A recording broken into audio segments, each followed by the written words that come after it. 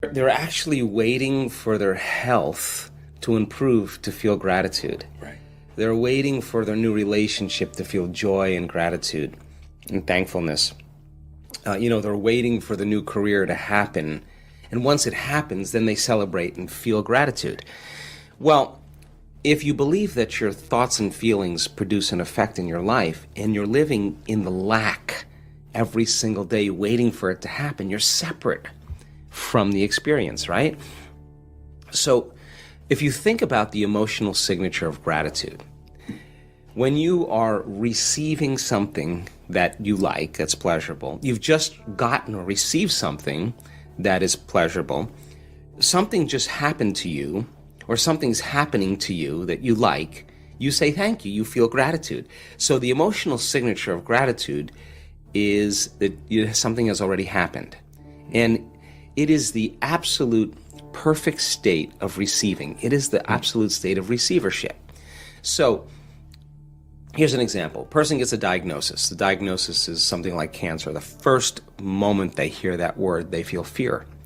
They feel a change in their internal state, and they pay attention to what the doctor says. They take a snapshot, and they create that memory. They remember the moment the doctor said that.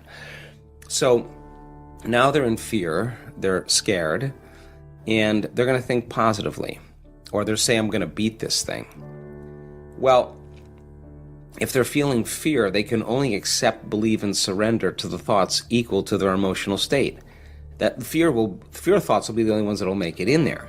Now, if the person changes fear to gratitude, as an example, and they really start training their heart, we can measure when a person feels gratitude, what happens to their heart. Their heart gets regulated. It starts beating more coherently. It starts increasing energy to the brain. It starts creating an ambient field around the body. This is when your heart starts working for you. That when a person starts feeling gratitude, then the emotional signature in the body is that something's happening to them, or something's just happened to them. So if you're in a state of gratitude, you're in a state of receiving, then the thoughts that you think will make it to the body and program the autonomic nervous system into a different destiny. So just in 4 days, we found that when people, 10 minutes a day, for 4 days, traded anger, frustration, fear, all those limited emotions for gratitude, that their immune system improved by 50%. They made immunoglobulins that made their body stronger. Now that's, if a pharmaceutical company had a drug that could strengthen immunoglobulin A in your body, it would be on every television commercial during the news. And yet your body, your nervous system's the greatest pharmacist there is. So then your body is objective. It's your unconscious mind. It doesn't know the difference between a real life experience that creates an emotion and the emotion that you're creating by thought alone. So if your body is feeling gratitude, it's believing that something's happening to you. So in the beginning you go, well, I'm going to try gratitude. And then you think, well, this feels really weird. Why would I give gratitude until it happens? Well, because that's how you've been hypnotized. You've been programmed that way. But what if you change it around? The moment you feel gratitude, your healing begins. The moment you feel grateful for your life is going to change. Now you're causing an effect. So we have to embrace the emotion before it happens. Now, why? Well, let's just say you just did a great meditation and your heart is blown wide open and you feel grateful for life. Or you're connected to the emotions of your new career, your new job, your new life. If you're feeling the feeling that your new life has already happened, you wouldn't be looking for it any longer. You would be feeling like it's already happened, so you wouldn't look and be separate from it. You would feel connected to it.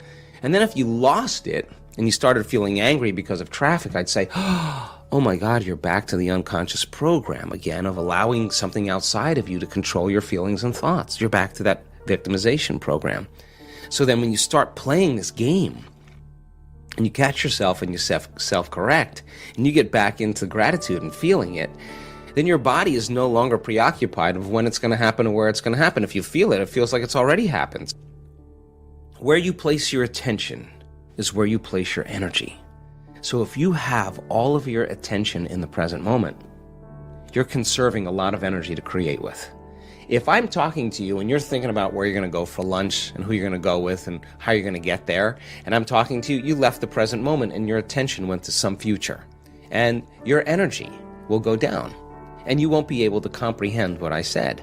If you start thinking about what you should have said at the staff meeting 3 days ago, and I'm talking to you and your mind is back in the past, you're siphoning energy out of the present moment into the past. So people are constantly siphoning their energy into a familiar past or a predictable future, because that's where their attention is. And the stronger the emotions that we feel to certain problems and conditions in our life, the more we pay attention to them. So we give our power away to our ex, we give our power away to that big problem, and that's creative energy that we should be able to use to create a new future. So then when a person's sitting in a meditation and they're doing absolutely nothing, and it's 8 o'clock in the morning, and their body for the last 10 years has been going in traffic and getting angry and frustrated in traffic, and now they're sitting in a meditation at 8 o'clock in the morning, the body's going to say, hey, you're off schedule. I'm used to suffering and getting angry here. Yeah. So the body's going to start looking for that emotion, and it's going to start influencing the mind, and you're going to start getting images and memories, just so you could feel that emotion. Like now the person's back in the past. But if they become aware that they're siphoning energy out of the present moment into the past, and they settle the body back down into the present moment, that's a victory.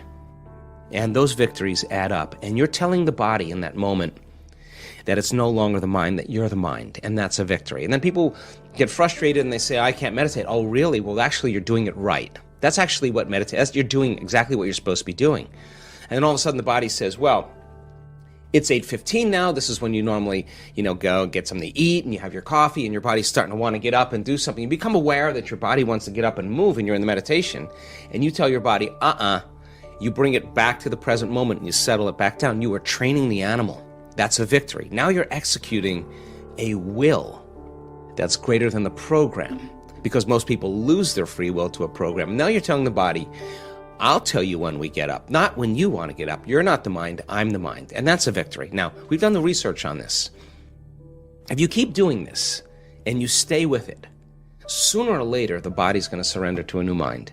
And when that happens, there's a liberation of energy. The body is freed from those habituations and those emotions. The body's going from particle to wave, from matter to energy. And all of a sudden, you're dialing down the anger. You're dialing down the vigilance. And the body now is being conditioned to a new mind. That is the present moment. And when you're in that present moment, something really amazing happens. You forget about you. All of a sudden, you're not your face, you're not your culture, you're not your marital status, you're not your diet, you're not your past. You're basically just an awareness. You're in the unknown. And that is the perfect place to create from. So it turns out that when people do this properly, they heal themselves of anxiety. Why? Because they're no longer obsessing about some future. When they find the present moment, they heal from their depression because they're not a bit hopeless and powerless in their past. The body's conditioned now. And so then, when they overcome themselves in their meditation and they step out into their life, they are more present. They can connect. They are more patient. They are more loving because they overcome the animal part of themselves. And the beauty behind that is that all of a sudden, you're not predictable. And now we're out of the philosophical, theoretical realm. We're in the practicum, which is where really the magic happens. So the eternal present moment, the sweet spot of the generous present moment, is the place we can create from. And when we're there, we disconnect from our bodies. We become nobody. We disconnect from people in our lives. We're not thinking about our ex or our boss. We are no one. We're not thinking about our cell phone or computer. We are no thing.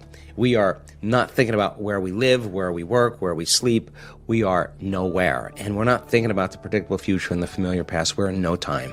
And when you're disconnecting or dissociating from everything known, you're in the unknown. And that's where the magic happens. So when a person changes their thoughts and feelings and they're creating from the field, when there's a vibrational match between their energy and that potential in the quantum field, and they're creating connected to the source, and that source energy is actually connecting everything material, they no longer have to go anywhere and get it. In fact, now, they're actually going to collapse time and space, or the experience is going to be drawn to them. Now they're the magnet. That's when they start drawing experiences to them. Now they're not going anywhere to get them. Now they're coming to them. That's when it gets fun. And if you're not being defined by a vision of the future, and you wake up every morning It makes total sense then when you see the same people and you go to the same places and you do the exact same thing at the exact same time. Now your personality is no longer creating your personal reality. Your personal reality is creating your personality because every person, every object, every thing, every place is mapped neurologically in your brain. And since you've experienced your boss, since you've experienced your coworker, since you've experienced your ex, the moment you've experienced them at some point, there's an emotion associated with them. So then all of a sudden people wake up and they're not aware of this, but their environment is influencing the way they think and the way they feel. So when things are going good, they feel good. When things are bad, they feel bad, which means they're victims to their environment.